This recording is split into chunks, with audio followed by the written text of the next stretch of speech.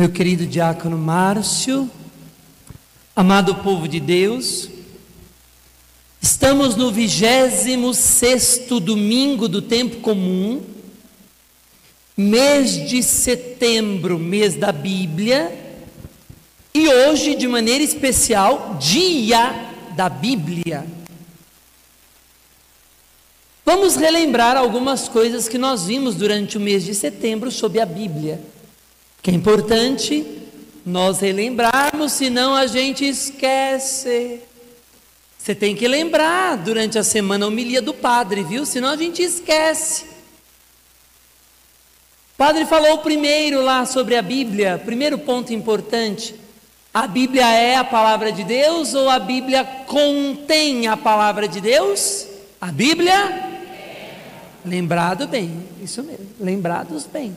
O padre explicou tudo, a diferença. Estão lembrados? Depois, na outra semana, nós vimos o método de estudo bíblico, ressaltando duas maneiras importantes de abordagem dos estudos bíblicos: a hermenêutica e a exegese. A hermenêutica é aquela ideia da teologia dentro do contexto, porque um texto fora de contexto, a gente cria um pretexto. Texto fora de contexto cria pretexto. E o exemplo que o padre deu foi aquele do cachorro, lembra? Sim ou não? Lembrados? Quem não lembra, faltou na missa, não pode faltar na missa.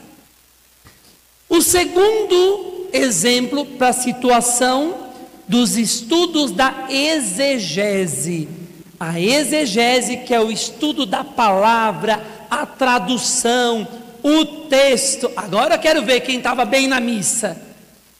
O padre falou de uma palavrinha. E a importância de entendermos aquela palavrinha grega que foi a palavra frônema. Semana passada isso, na missa da semana passada. Frônema, que significa foco. E eu até dava o exemplo da biruta, lembrados? Foco, mas que foi traduzido como... Cri, cri, cri. Como que o texto traduziu a semana passada? Como? Esperteza. Oh, Meira, arrasou, é isso mesmo. Esperteza, esperto. E aí o porquê que nós precisamos tomar cuidado com a tradução para a gente não entender errado. Lembrados disso? Sim ou não? Se você não tiver lembrado, você tem que começar a trazer um caderninho na missa. Começar a anotar para não esquecer. Porque a gente aprende e não pode esquecer as coisas de Deus. Bom, uma vez que entendemos tudo isso, agora nós chegamos em um ponto importante da Bíblia, chamado unidade bíblica. Isso daqui é muito ressaltado em um documento do Concílio Vaticano II chamado Dei Verbum, você pode ler, Dei Verbum, e um documento do Papa Bento XVI chamado Verbum Domini. Verbum Domini. Fundamentação está nestes dois grandes documentos da Igreja. O que é a unidade bíblica? Significa o Antigo e o Novo Testamento é uma única palavra de Deus. O Antigo e o Novo Testamento falam de um único Deus. Por que nós precisamos ressaltar esse ponto? Porque está cheio de gente, cheio de católicos, que acha que o Antigo Testamento não vale mais nada. Ah, para que ler o Antigo Testamento? O Antigo Testamento é antigo, passou. Depois veio Jesus. O que importa é o Novo Testamento. Isso está errado. Isso está errado. Ai, padre, lá no Antigo Testamento nós tínhamos um Deus bravo, um Deus que mandava a praga. Lembra das pragas do Egito? Um Deus ruim. Agora nós temos o Novo Testamento, que é um Deus amoroso. Não está cheio de gente que fala isso, gente? Sim ou não? Sim ou não? Está cheio de gente que não entende nada. Porque a Bíblia inteira revela um mesmo Deus, um mesmo Senhor, que é igual ontem, hoje e sempre. O mesmo Deus de sempre. Qual é o problema do Antigo Testamento? E aí vem um detalhe que nós precisamos entender. A questão do Antigo Testamento é que ele aponta para Jesus, mas não tinha-se clareza, não se enxergava perfeitamente quem era Jesus. Então o Antigo Testamento, ele aponta, mas é preciso ler o Antigo Testamento tendo presente Jesus. Exemplo, o padre está aqui sem óculos. O padre sem óculos, quando está perto, eu ainda enxergo. Aqui é uma moça, um moço, uma criança. Agora, o padre sem óculos, ali eu já nem sei o que é um vulto, né? Um negócio. Não sei se é homem, se é mulher, se é criança, se é adulto. Eu estou vendo lá um negócio meio preto, né? Não sei se tem 2, se tem 3, porque eu sou míope. Eu não enxergo. Eu preciso do óculos para enxergar. A pessoa que está lá, quando eu coloco o óculos, ela mudou? Sim ou não? É a mesma pessoa, mas sem óculos eu não enxergo. Sem óculos eu não vejo. A pessoa continua a mesma. O Antigo Testamento continua sempre o mesmo, mas eu preciso de um óculos chamado Jesus para eu poder ler direito o Antigo Testamento. Se não for com um óculos chamado Jesus, eu não entendo o Antigo Testamento. Eu só fico lá no contexto, na conversa, na história, mas está cheio de católico que corre o risco de ler o Antigo Testamento como um judeu. Como um judeu. Qual que é o problema dos judeus quando leem o Antigo Testamento? Eles não têm Jesus. Para nós não lemos o Antigo Testamento sem o óculos chamado Jesus. Esta foi a crítica que o Papa Bento XVI fez aos estudiosos da Bíblia, porque os estudiosos da Bíblia, católicos, estavam querendo ler a Bíblia só olhando o contexto, olhando a tradução, olhando a hermenêutica, olhando a exegese, mas sem o óculos da fé. O Novo Testamento é fácil a gente fazer a exegese e a hermenêutica, mas o Antigo Testamento eu preciso fazer a exegese e a hermenêutica com um óculos chamado Jesus. Papa Bento XVI faz a crítica ao método chamado método histórico crítico, porque só olha o contexto e a exegese no Antigo Testamento, só que se esquece de Jesus. E se eu me esqueço de Jesus, eu vou ter uma visão míope, eu vou enxergar errado o Antigo Testamento. É por isso que está cheio de gente que lê o Antigo Testamento tudo errado.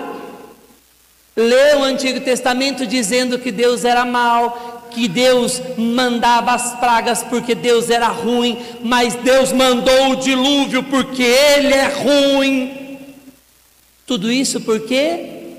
não tem um óculos chamado Jesus. A Bíblia é uma unidade. O Antigo e o Novo Testamento falam do mesmo Deus. É por isso que em toda a missa dominical, a primeira leitura é do Novo ou do Antigo Testamento? Primeira leitura que você ouviu é do Novo ou do Antigo Testamento? Do Antigo. Por qual razão? Porque o Antigo Testamento não perdeu o valor. O Antigo Testamento é texto de revelação. O Antigo Testamento faz parte da nossa fé. O Antigo Testamento não foi destruído, não foi abolido. Nós precisamos estudar e aprofundar os textos do Antigo Testamento, porque fala-se de um mesmo e único Deus, ontem, hoje e sempre. Entendidos? Sim ou não? Ah, moleza, sim ou não? Sim. Agora nós vamos falar do Evangelho de hoje. O padre precisava concluir isso, mês da Bíblia. Senão a gente sai da missa sem crescer na fé. Vamos lá. O Evangelho de hoje é interessantíssimo. Daria um retiro de uns 3 dias só para falar do Evangelho de hoje, o dia todo falando. Nós vamos resumir. Um primeiro ponto que devemos observar neste Evangelho são os contrastes, as oposições. De um lado nós temos o rico epulão. Épula significa banquete, banquete. Nós temos um rico banqueteador, aquele que fica fazendo banquetes, esbanjando. E de outro lado nós temos um pobre, Lázaro. O nome, pode ver que no batismo, das primeiras coisas que o padre fez, qual é o nome? Porque o nome mostra a identidade da pessoa no coração de Deus. O rico não tinha nome. O pobre tem nome. Lázaro. Lázaro. O rico era aquele que chamava todo mundo para as suas festas, para comer, esbanjar. Lázaro não tinha ninguém do seu lado, somente cachorrinhos que lambiam as suas feridas, enquanto ele esperava cair as migalhas da mesa do rico. Nós temos uma oposição total.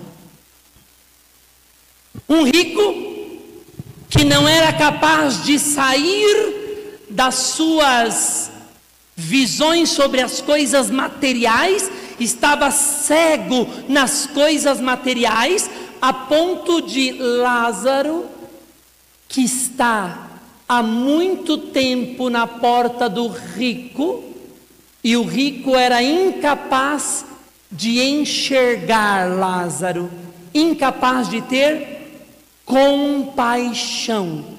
A palavra paixão significa sofrimento. O rico era incapaz de enxergar o sofrimento de Lázaro. Só que os dois morrem. Morreu. E aí o padre sempre fala para vocês que você vai morrer. E o que acontece com a morte? Uma inversão. A partir da morte, uma coisa absolutamente contraditória, antagônica acontecem, e continuam os opostos, só que agora o texto apresenta, existe um abismo. Entre Lázaro e o rico não tinha abismo, era o rico que não queria enxergar Lázaro. Agora tem um abismo colocado entre Lázaro e o rico. Lázaro, quando morre, é levado pelos anjos ao seio de Abraão, para o céu. E o rico foi enterrado, ponto. O texto bíblico é tão delicado, gente. Estas coisas são lindas. O rico foi enterrado, ponto. Lázaro foi pego pelos anjos e levado ao seio de Abraão. Quando a gente vai fazer Ezequias é quando alguém morre. Uma oração que o padre faz está aqui. Que Deus recolha a alma desta pessoa, do João, e que o João seja levado pelos anjos ao seio de Abraão. É esse texto que a gente reza.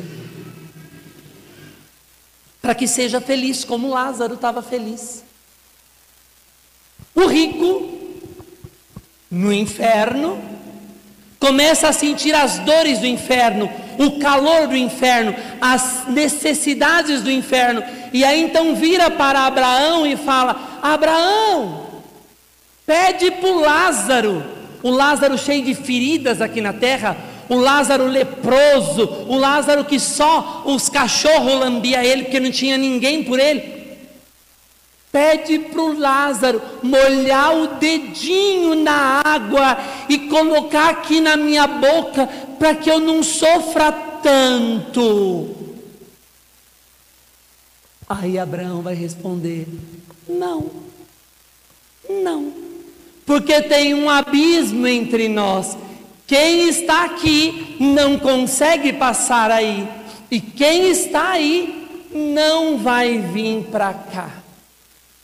O que a igreja enxerga nesta fala de Abraão, neste texto bíblico? A igreja enxerga algumas coisas.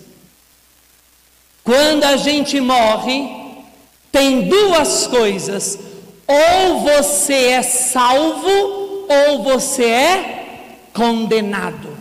Não existe duas possibilidades: ou é salvo ou é condenado. E tem um abismo entre a salvação e a condenação.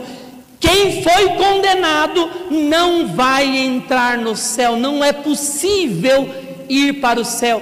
E quem está salvo, não é possível ser condenado, tem um abismo.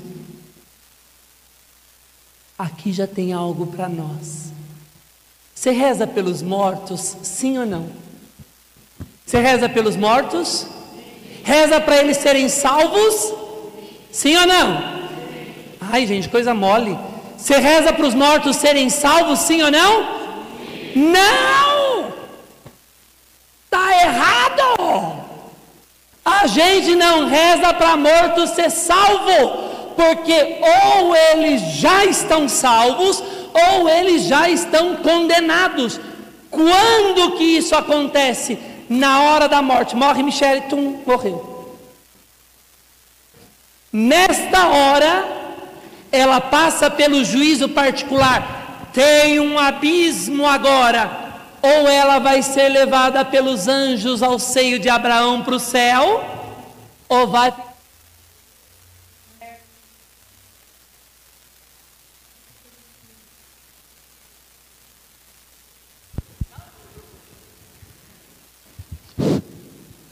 Na hora, não acabou a bateria. Ah, você desligou o microfone enquanto eu falava. Que absurdo isso. Nossa Senhora. Fred, você vai morrer agora. Morreu. Na hora que o Fred morre, ou é céu ou é inferno. A possibilidade de se rezar para a salvação é enquanto está vivo. A gente não reza para morto ser salvo. Se já está no inferno, está no inferno. Mas padre, então por que a gente reza pelos mortos? E aí o padre precisa que você lembre: todos os mortos já estão no céu? Não. Porque eles podem estar mortos, mas não serem santos. Lembra? Mas para entrar no céu, eu preciso ser santo. Então, se está morto e não é santo, está no purgatório. E eu rezo para que aquelas almas que morreram, que estão no purgatório, se tornem almas santas. Eu rezo pelos mortos, sim ou não? Sim ou não? Claro que eu rezo, criatura, pelo amor de Deus. Rezo pelos mortos, sim ou não? Sim. Rezo para eles serem salvos, sim ou não? Não. Rezo para eles serem santos, sim ou não? Rezo pelos santos.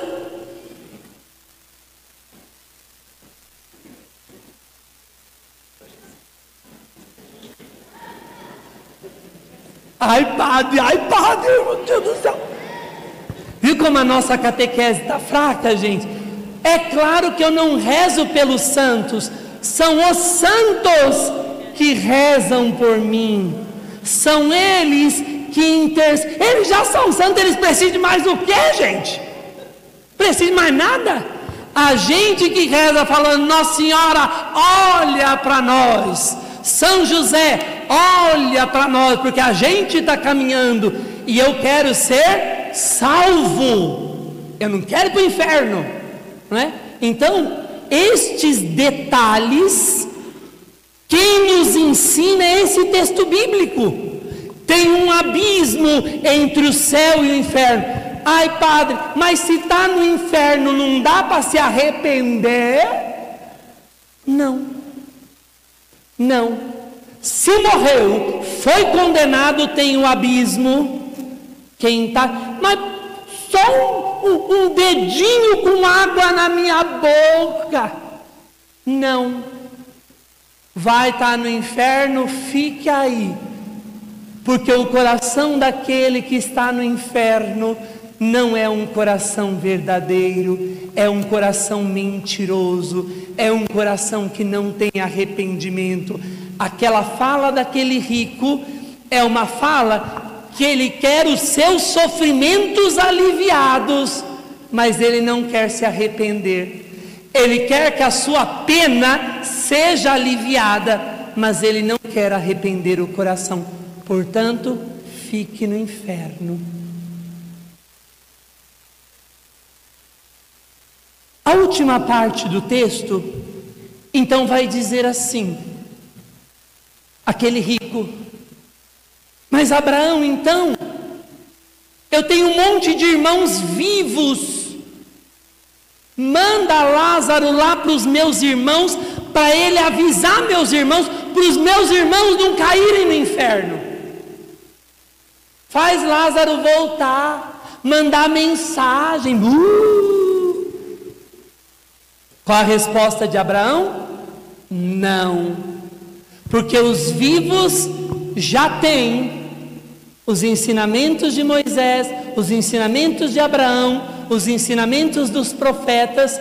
Os vivos já têm os ensinamentos do céu, que os escutem. É muito forte o texto. Você já tem o que precisa para ser salvo: a Bíblia, os ensinamentos bíblicos, que os escutem.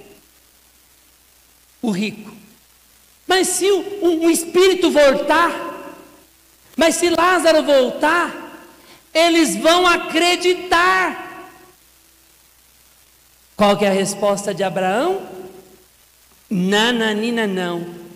Porque se eles não são capazes de ouvir os textos bíblicos, não são capazes de perceber a ressurreição de Jesus, eles não terão a capacidade de reconhecer a volta de um morto, nem que ressuscite na cara deles.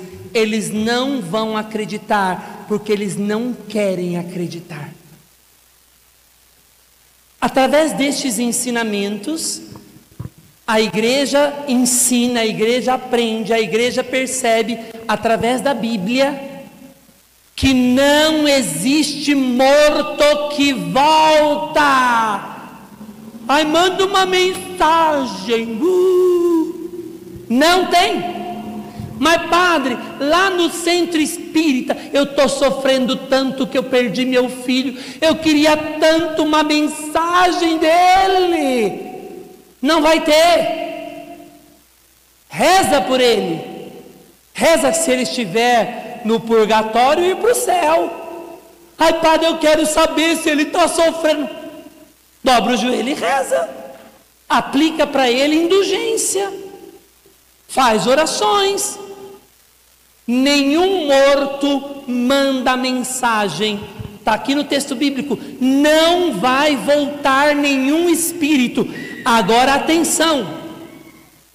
Os únicos que mandam mensagens são demônios.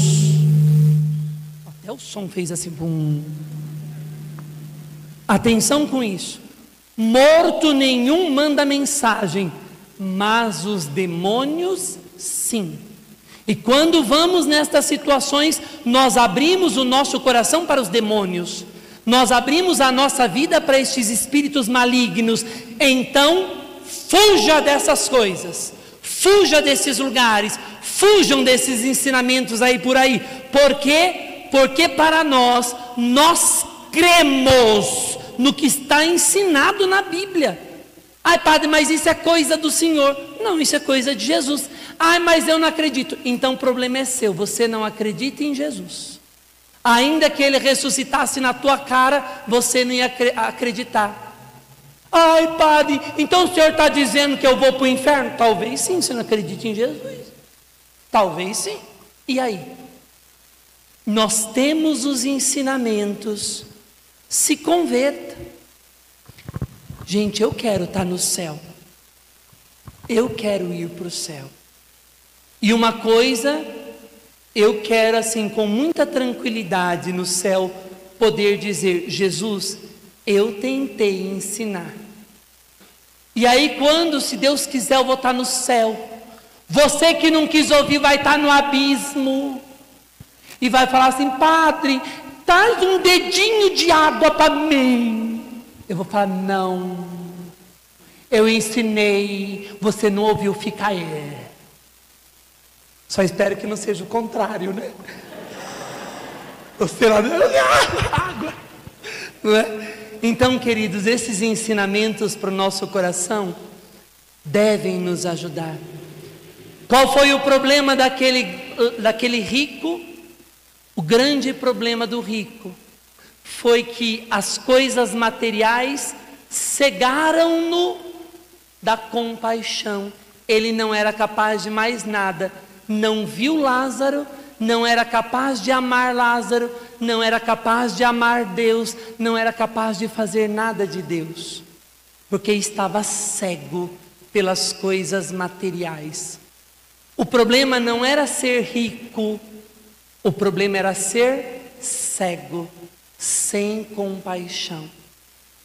Que através deste texto bíblico o nosso coração se abra a Deus e possamos buscar Deus mais e mais, aprender para viver melhor. Ninguém ama o que não conhece.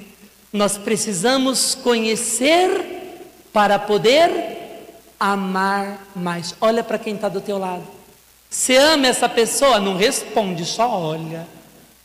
Ai, padre, eu amo tanto, tanto, tanto que eu nem conheço. Mentira. Para a gente amar, a gente precisa conhecer.